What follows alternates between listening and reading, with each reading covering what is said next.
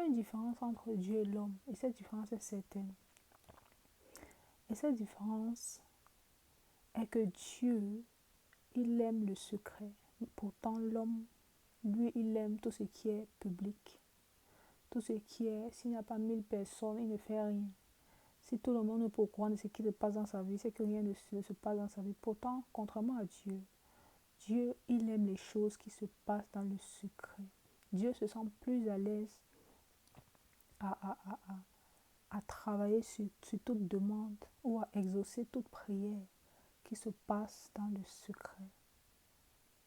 C'est ça une grande majeure différence entre l'homme et Dieu. Et c'est très important d'observer cette différence dans le sens où ça permet de connaître comment Dieu est, qui est Dieu. Vous savez, c'est très difficile d'avoir une relation avec quelqu'un que tu ne connais pas. C'est pour ça que, par fait, ce genre de petits éléments, Dieu nous permet de pouvoir le connaître, de pouvoir apprendre à le connaître. Parce que Dieu, quand on connaît Dieu, c'est grand chose, c'est trop dit. Mais apprendre à le connaître, c'est déjà un pas vers quelque chose de solide. Dieu aime le secret. C'est pour ça qu'il parle de la prière, il dit, va dans ta chambre, ferme la porte. Et ton Dieu qui prie dans le qui voit dans le secret te le rendra.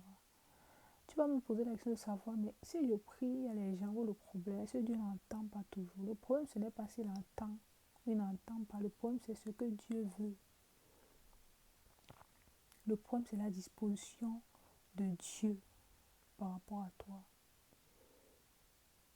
Ce n'est pas que c'est impossible de prier dans l'église parmi 1000 personnes, de crier dans les synagogues ou dans les rues. Ce n'est pas que ce n'est pas faisable. C'est que ce n'est pas que Dieu n'entend pas. Mais Dieu préfère que tu pries d'une certaine manière. Parce que c'est lui qui va exaucer. Ou bien, si quelqu'un veut boire du jus d'orange, il aime que son jus soit pressé, qu'on ajoute un peu de sucre.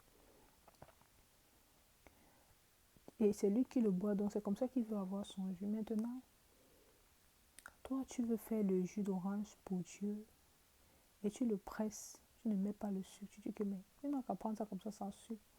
Toi, peut-être, ça ne te dérange pas qu'il n'y a pas de sucre. Tu préfères peut-être sans sucre. Mais Dieu, lui, dit que c'est avec le sucre. Maintenant, toi, tu restes sur ton sans sucre matin, midi, soir. Et tu espères que cela puisse plaire à Dieu. Tu espères que, il va boire, ça va lui plaire. Pourtant, il est bien dit, ou bien il t'a dit clairement que lui, il aime quand c'est avec le sucre. Peut-être qu'il va boire ton jus d'orange, mais ne t'attends pas à ce que ça lui fasse plaisir, parce qu'il t'a prévenu d'avance que ce que moi va me faire plaisir, c'est que tu me donnes du jus avec du sucre. C'était la même chose avec l'offrande d'Abel et Caïn. Dieu a regardé l'offrande d'Abel, il a regardé pour Caïn. Nous, c'est l'offrande, il est obligé de prendre, mais il a posé un regard favorable sur l'offrande d'Abel et un regard défavorable sur l'offrande de Caïn. Mais il a dit à Caïn, cette fois-ci tu m'as donné, excusez-moi, cette fois-ci tu m'as donné un jus d'orange sans sucre. Mais ton frère Abel, qui sait que j'aime le sucre, m'a donné le jus d'orange avec du sucre et j'ai aimé son offrande, mais ton offrande je n'ai pas aimé. Prochainement, mets du sucre et viens me donner. Non, Abel, Caïn en même temps s'est fâché. Il a fini avec Abel. Bon, c'était juste pour vous dire quoi? Pour vous dire que il y a une grande différence entre l'homme et Dieu. Toi, tu es à l'aise à prier parmi de multiples personnes. Toi, tu es à l'aise à prier d'une certaine façon. Mais c'est quoi la finalité de la prière? Est-ce que la finalité, c'est que tu sois à l'aise en le faisant? Ou bien que ça respecte un certain nombre de tes normes et de tes propres coutumes? Ou alors la finalité est que tu puisses être exaucé?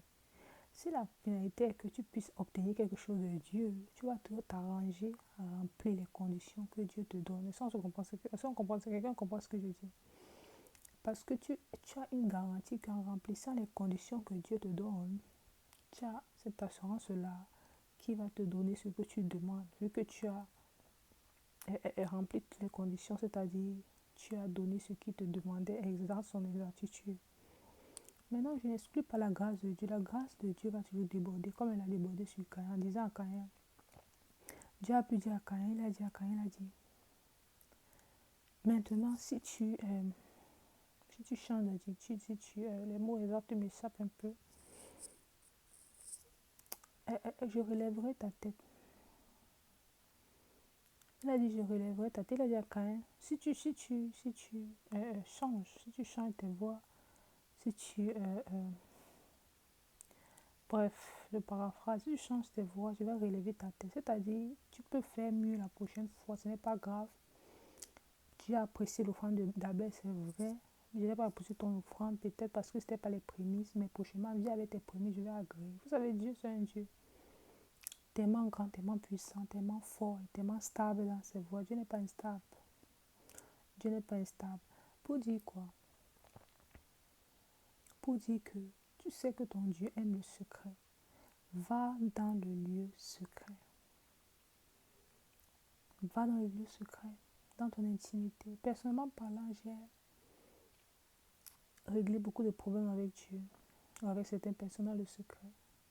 Il y a beaucoup de mes problèmes, pour ne même pas dire tous mes problèmes.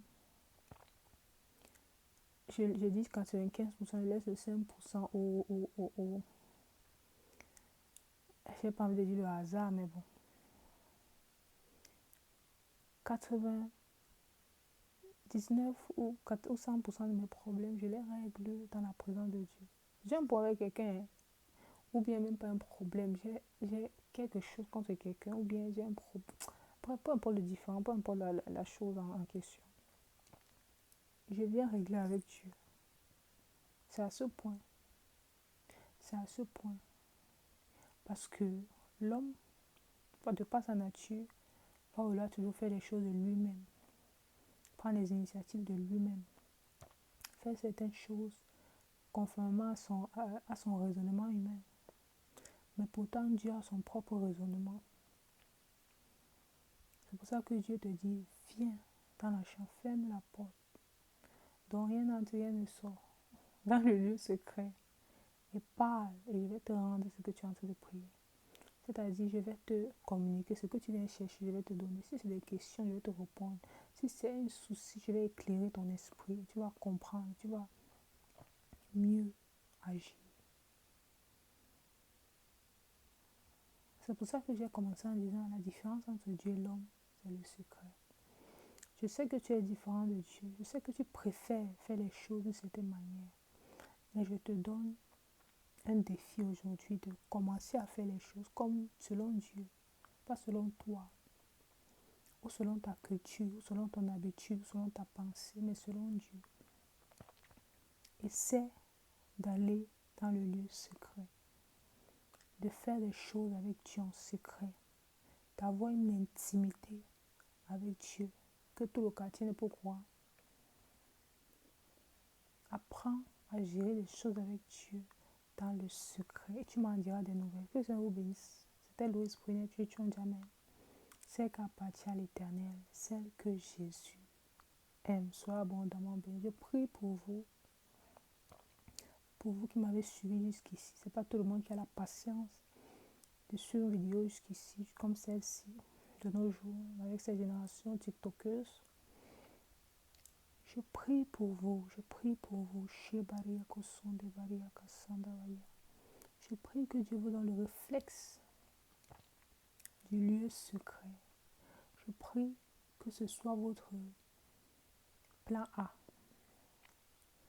Avant d'aller agresser les gens en plan B, avant de chercher des solutions par vous-même en plan C, je prie qu'en plan A, que le lieu secret soit privilégié dans vos cœurs, dans vos pensées, dans vos esprits, dans vos âmes, même jusque dans votre chair. Alléluia.